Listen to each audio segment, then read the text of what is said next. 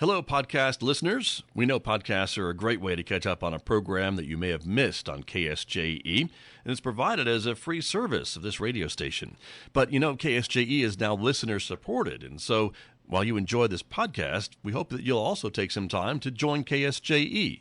Become a member today. It's quite easy to do. Just go to our website at ksje.com/support and pick the level of support that best matches your budget. Thanks again for listening. Here's your podcast.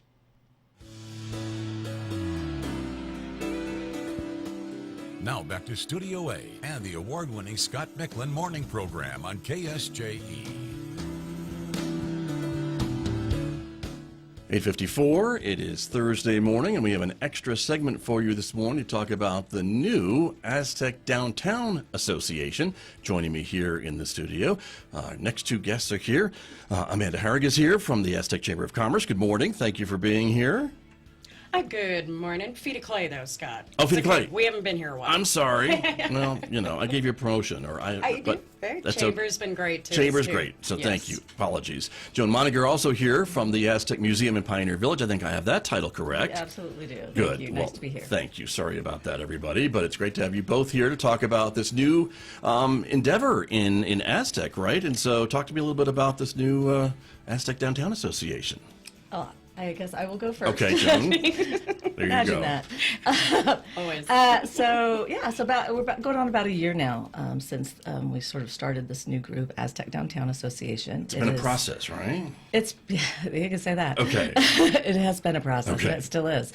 But it's a revitalization effort. We're working, obviously, with the city of Aztec and New Mexico Main Street. So it's a Main Street program, Right. Which is all trademarked, and they've been around a long time, and they've really honed their program and made it very sort of specific of benchmarks to meet, while being very driven by the community you're in and the assets in that community. Right. And so for me, going back to my sort of history background, Yes. it's the story of New Mexico is a story of community building, right?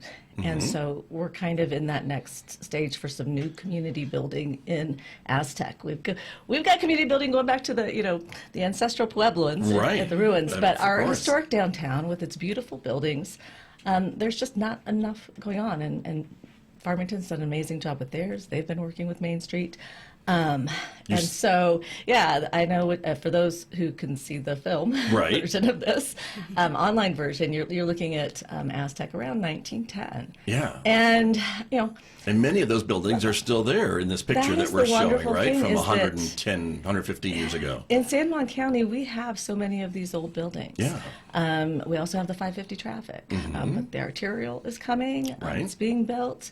And we're really looking at what is the next incarnation for Aztec. And at the root of that is, what do the people of Aztec want, right? You don't want folks coming in and telling you what to do.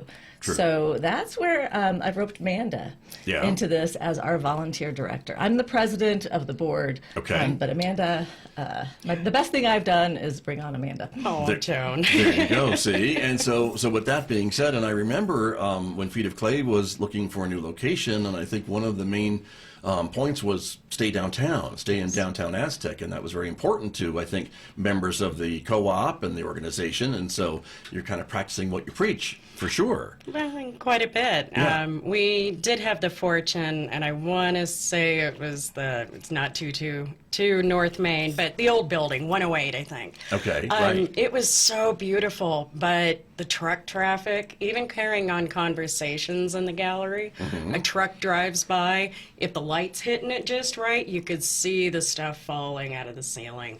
And I want to say that building was 1906, but we're talking about a lot of seismic activity that's going on in downtown, and Sure. we have these neat historical places that do need additional restoration. Right. And so the Main Street organization, that is one of the things that they promise once you have completed all these steps.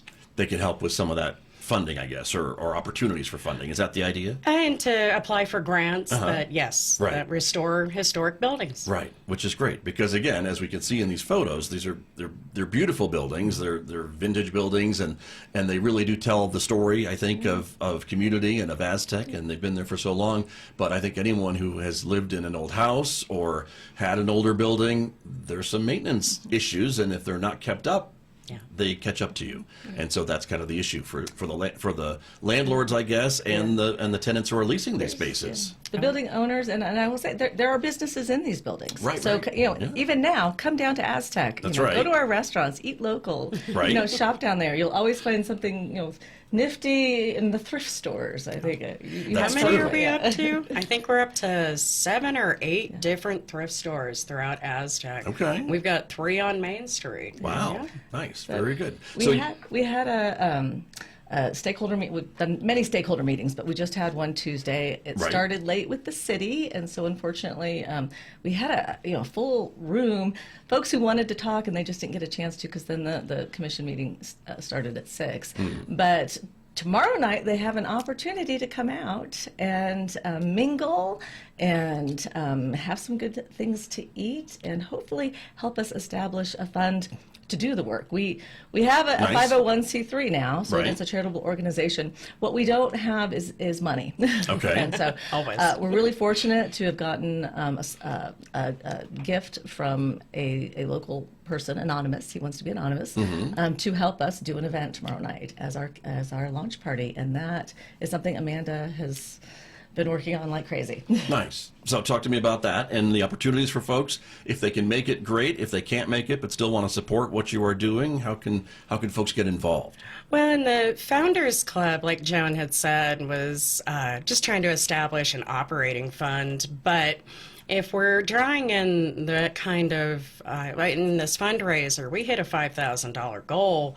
We are eligible for grants that quadruple, ideally, but it's a lot of one-to-one matching. So with the Founders Club, it's most important to, yes, accrue money, but that is the money that we can say came right out of the community to support this downtown revitalization effort. And that's when we go to the corporate matching side of things. Like, we already have community buy-in. Can you bolster this? So that is what really tomorrow is about. I've been very clear. At 550 Brew Pub. Yep, 550 Brew Pub. Right.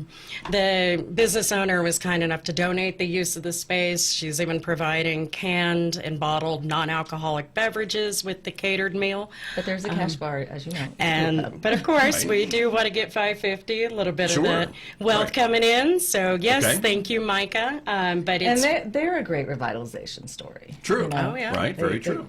That's awesome. And so we're showing also the address and the QR code on the screen. If folks would like to make a donation right now as they're listening to us talk about this, they can do that.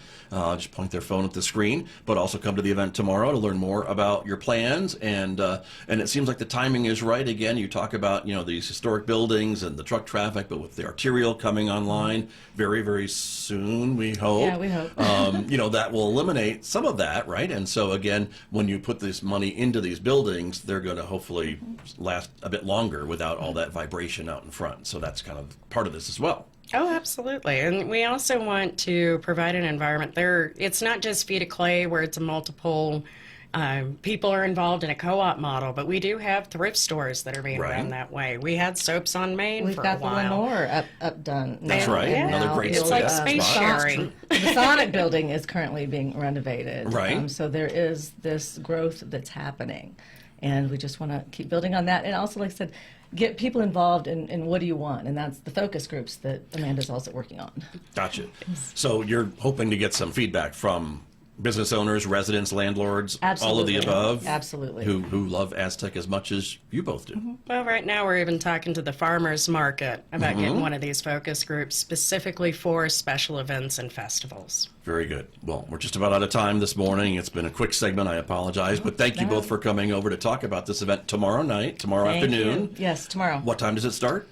2 p.m. to 4 p.m. or 4 to 6 p.m. And then there's blues. Okay. Music and entertainment and everything. This is at 550 Brewing, you said, right? Yes. Yes. That is the location. So perfect. Help strengthen downtown Aztec. It is an event tomorrow.